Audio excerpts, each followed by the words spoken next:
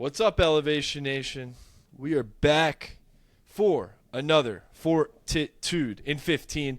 It is Thursday, February 27th, and it is getting beautiful out in New York City. And Sam is coming to New York City twice in 2 weeks because he misses me so much. Although I don't even see Parker when I come to New York.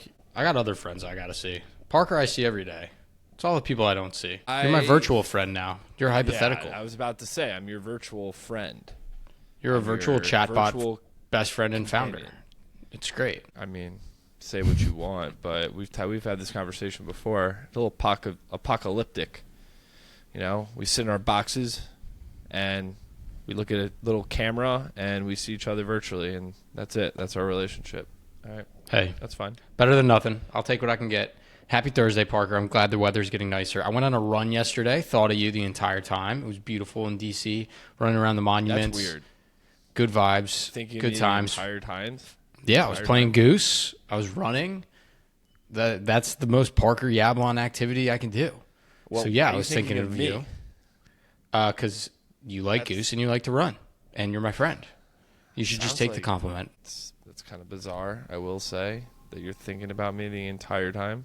But the entire time, Parker. The entire time. Yeah. Every second. Every step, you inspired me along the way. All right, fair. But I'm glad you're having a good day, man. What's new? What's on your mind? What are you stressed about?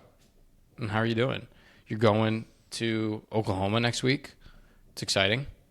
Yeah, I'll be up and around in it all over the place. Unfortunately, couldn't get to see you this past week, but next week, a little bit of travel. JJ's actually leaving me for London on her spring break. She's visiting Haley Golub, our good friend Vitel, fiance in London for a couple days. So yeah, I mean things are rolling, things are good, things are busy. It's so funny. If I want to be a little introspective on this past week and even getting into this rhythm for this podcast is like, you know, when you have like such a good day where things are going so well, you know, you get that good sleep the night before, you get that good workout in. I know you and I are both morning workout people. You get some good nutrients in your body. You're feeling really energized at work maybe. You know, you're catching up with a friend, feeling just good. And then one little thing happens, and it reroutes you the course of your entire day. Or may not. But in my case, that happened. And I don't want to get into the details about what happened, but it's just so crazy to think that life goes like this, up and down and everything in between. You never know what's going to come or what it's going to bring you. And then all of a sudden, your great day gets thrown right out of the can, and then you got to go from there. And then your mental fortitude is really freaking challenged because it's like, wow, this thing happened. I obviously didn't want that to happen that way. Now what do I do about it? So yeah. So you had a pretty good day. You were rolling, you were grooving, and something outside of your control or in your control. I don't know how you interpreted it. It was a great day. Kind of messed you up, and it was a shitty event that threw you off. So how did you feel, and how did you react, and what did you do to, I don't even want to say get back on track, just what did you do? You had this great day, and something happened, and people came at you, and it affected you negatively, and what do you do after that? I mean, I don't like to say like there's a formula to how to get yourself back on track. So what did I do? I reflected, and I took a step back and asked myself, why did this happen to me? I think that's without a doubt the first thing that you have to do. And then the next thing is say, all right, 24 hours to feel this way, and then now move forward. Okay? If I'm pissed off, I'm upset, what happened? Great, whatever. It doesn't mean anything. I have to take what I took, you know, it's happened, and then move forward. And that is, I think, how I've always gone about things that have come up, unfortunately, is that you just got to reflect, why this happened to me?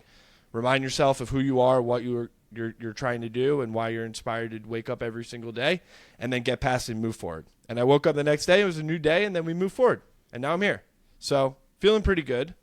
But I want to get deeper. Everything. I want to get deeper on that because that was quick. What did you actually do?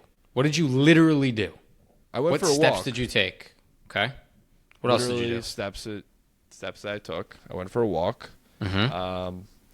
I put on some music. I reflected a little bit. And to be honest with you, I let myself feel what I needed to feel. Maybe a tear came because I just needed to let some tears out. I don't know. And then to that point... You also called me for an hour. I think you're leaving that part out.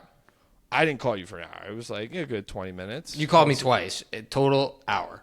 Called some people that I respect as trusted advisors. Got some feedback, some advice, some perspective, because we don't always see the other side of a coin. But then, I went for a walk, and unfortunately, I worked out that morning. I couldn't go, but damn, that lift the next day was freeing. I'll tell you that. That's what I wanted to hit on, Parker, and that's where I was pushing you to get to, which is, what did you tactically do? Maybe, and I don't know the order exactly because I think you went out of order there, but like first thing that happened, right after it happened, whether you went on a walk or called me or friends or family that you trusted to give you a fresh perspective or to, and I think the good thing with that is you can take criticism or a different perspective and not take it to heart, which to me is exercising your mental fortitude. A lot of times we take negative things that happen to us as impacting our pride. And so we take it personally then. But if you call people who you trust for their opinions, you lay out all the facts and you take a step back, and perhaps the advice that they give you maybe is a little critical of how you handled the situation, or maybe you could have done it a different way, or maybe they're defending whatever the other person said because they have a different perspective or point of view. And I think that is an important thing for when you do go through a hard situation, to take a step back, swallow your pride for a minute, call the people that you trust and know have your best interests at heart, but can also provide a fresh perspective. And that literally is, I think, what you did. So that's why I wanted to hit on those points. Those were tactical steps you took to open up your mindset and process what had just happened. Yeah, and it's also like, it wasn't the worst thing to ever happen. Right? There's levels to this thing, right? Like, it was something that after talking with people, going for the walk and reflecting and processing, I look back and I'm like, all right, it's not that big of a deal. It isn't a big deal. But in the moment, it felt like it.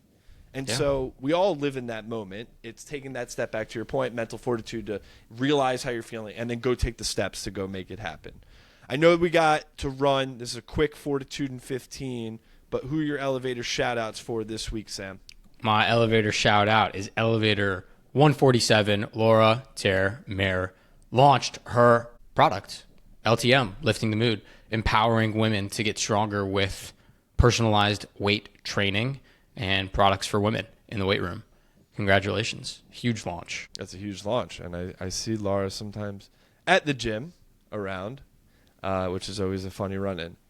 Okay, my elevator shout out is for elevator 92, Jonny Lazarus. I think he's living his best life right now. Jonny is living a fever dream. It's only going downhill from here, but we're elevators, so I guess it's only going up. Jonny was just at the Four Nations tournament, get to be there with Team USA and watch them do their thing versus Canada. Unfortunately, they lost, but I mean, man, this guy is fully living his entire dreams out right in front of him, getting to meet all these players. He even got on the ice with his own USA jersey as in the influencer game. Man, it's cool to see Jonny elevate, and just wanted to give him a shout out because, man, it's jealous. I'm jealous. That's freaking cool. Jonny, giving you extra love because I think we've been there for a while as you've slowly built this thing up. People are just seeing the success now. We know how hard you worked. We know all the cold emails and DMs and LinkedIn messages that you've sent over the past years, how you grinded on podcasts, grinded creating content. We know the hard work that went behind the scenes, and we're just infinitely proud of you for not where you've gotten, but how much work you've put in to get here. And keep on elevating, brother. We're proud of you. All right, Elevation Nation. Until then, peace.